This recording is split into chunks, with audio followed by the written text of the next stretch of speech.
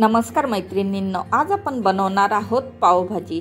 ही पावभाजी आपण कुकरमध्ये बनवणार आहोत, ज्यामुळे तुमच्या वेळेतही बचत होईल आणि मार्केटसारखी ही टेस्टी लागेल। तुम्ही एकदा माझ्या पद्धतीने ही भाजी करून बघा, तुम्हाला ही भाजी नक्कीच आवडेल आणि लहानांपासून मोठ्यांपर्यंत अगदी आवडीने खातील आणि तुम्ही मार्केटमधून नंतर कधीच आणणार नाही। चला तर मग वेळ न वाया घालवता आपण रेसिपीकडे वळूया। तर पावभाजी बनवण्यासाठी मी गॅसवरती आधी एक कुकर ठेवलेला आहे। त्यात 3 चमचे आपण तेल टाकून घेऊया, म्हणजे 3 टेबलस्पून आपण तेल टाकून घेऊया। तेल व्यवस्थित गरम झालं की त्यात 1 चमचा आपण जिरे टाकून घेऊया। जिरे व्यवस्थित तडतडले की यात आपण 1 चमचा अद्रक लसूणची पेस्ट टाकून घेणार आहोत। तुम्हाला हवं असेल तर तुम्ही अद्रक लसूण बारीक चिरून टाकलं तरी चालेल, पण मी ह्याची पेस्ट करून घेतलेली आहे। अद्रक लसूणचा कच्चेपणा गेला की यात 2 मीडियम आकाराचे कांदे मी बारीक चिरून घेतलेले आहेत, ते टाकून घेऊया आणि कांदा मऊसर होईपर्यंत तेलामध्ये परतून घेऊ। ही भाजी जरी आपण कुकरमध्ये बनवत आहोत ना, तरी मार्केट सारखीच अगदी तव्यावर बनवतात ना गाड्यावरती, तशीच लागते। तुम्ही एकदा नक्कीच ट्राय करून बघा। यानंतर यात आपण हिरवी मिरची टाकून घेऊया। मी 2 ते 3 हिरव्या मिरच्या क्रश करून घेतलेल्या होत्या, त्या टाकून घेतल्या। हिरवी मिरची टाकणं टोटली ऑप्शनल आहे, तुम्हाला आवडत असेल तर टाका, नाही टाकलं तरी चालेल। त्यानंतर आता यात भाज्या आपण चिरून घेतलेल्या होत्या ना, त्या टाकून घेऊया। तर सुरुवातीला मी यात 2 बटाटे टाकून घेतले, बटाट्यांच्या साली काढून घेतलेल्या आहेत, बटाटे स्वच्छ करून ते टाकून घेतले आणि सर्व भाज्यांच्या फोडी जवळजवळ अगदी छोट्याच ठेवलेल्या आहेत। त्यानंतर मी फ्लावर टाकून घेतलं। भाज्या आधी चिरून घेतल्या ना की ही भाजी अतिशय झटपट होते। त्यानंतर आपण बीट टाकून घेऊया। बीट टाकल्यामुळे भाजीला एक छानसा कलर येतो आणि भाजी हेल्दी होते। त्यानंतर आपण टोमॅटो टाकून घेऊया। 2 मीडियम आकाराचे टोमॅटो मी बारीक चिरून घेतले, ते टाकून घेऊया आणि अशी भाज्यांची पूर्वतयारी करून घेतली ना, चिरलेल्या भाज्या, की ही भाजी पटकन होते।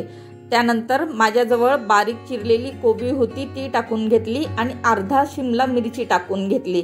शिमला मिरची मी फारशी जास्त टाकलेली नाही, कारण शिमला मिरचीला ना एक उग्रसा वास असतो, तर त्यामुळे मला नाही आवडत, तर मी कमीच टाकली। तुम्हाला ज्या भाज्या आवडत असतील तुम्ही त्या टाकू शकता, त्यात गाजर वगैरेही टाकलं ना तरी चालेल। आता ह्या भाज्या एखादा मिनिटभर तेलामध्ये व्यवस्थित आपण परतून घेऊया। पावभाजी बनवायची असेल ना, अशा भाज्या आधीच कट करून ठेवल्या ना तर आपली पावभाजी झटपट होते। एखादा मिनिटभर तेलात ह्या भाज्या परतवल्यानंतर यात 1 चमचा आपण लाल मिरची पावडर टाकून घेऊया, अर्धा चमचा आपण हळद टाकून घेऊया, त्याचबरोबर 1 चमचा आपण धने पावडर टाकून घेऊया आणि ह्या सर्व मसाल्यांबरोबर ह्या भाज्या पुन्हा एखादा मिनिटभर आपण तेलामध्ये परतून घेऊया, म्हणजे सगळा मसाला आपल्या भाजीला व्यवस्थित लागेल।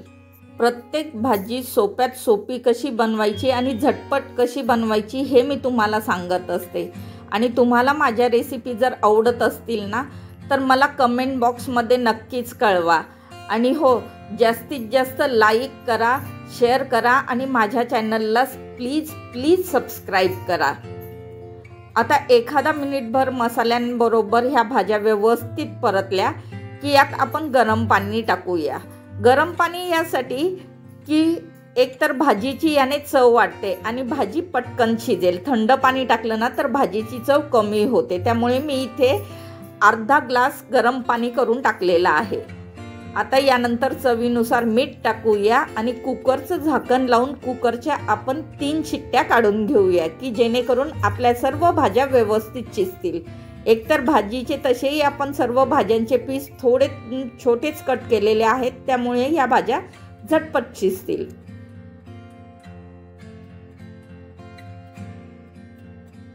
कुकरला 3 शिट्ट्या देऊन झाल्या की कुकर पूर्णपणे थंड करून घ्यायचं आणि त्यानंतर आपण आता झाकण उघडूया।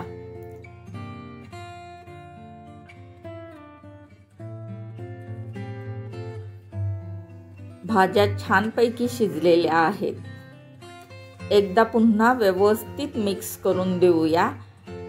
तुम्हाला आता पाणी जरी जास्त वाटत असेल ना तर हे पाणी पुरेसं आहे, हे तुम्हाला पुढे कळेलच।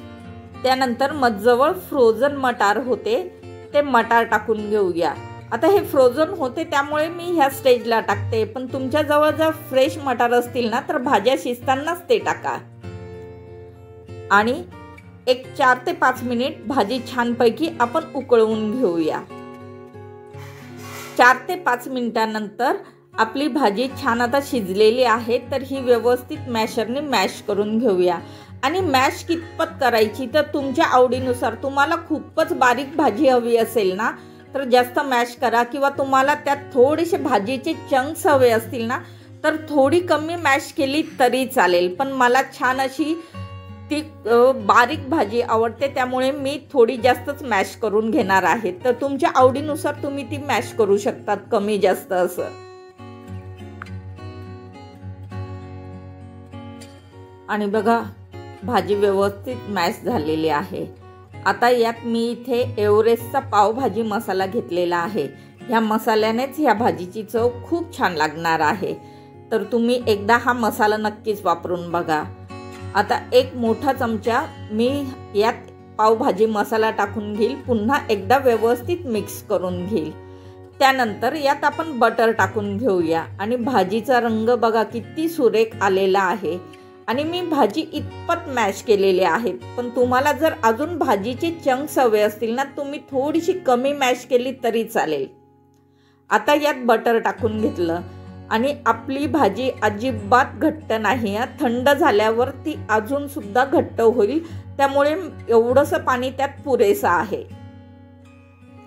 खूपच घट्ट भाजी पण ती छान लागणार नाही, जर थंड झाली ना तर ती जास्त घट्ट होते आणि तुम्हाला पुन्हा पुन्हा पाणी सोडावं लागतं।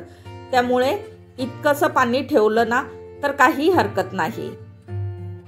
यात कुठलाही आर्टिफिशियल कलर टाकलेला नाही, बीटमुळे छानसा कलर आलेला आहे। आपली भाजी तयार झालेली आहे। आता याबरोबर खाण्यासाठी आपण पाव तयार करून घेऊ।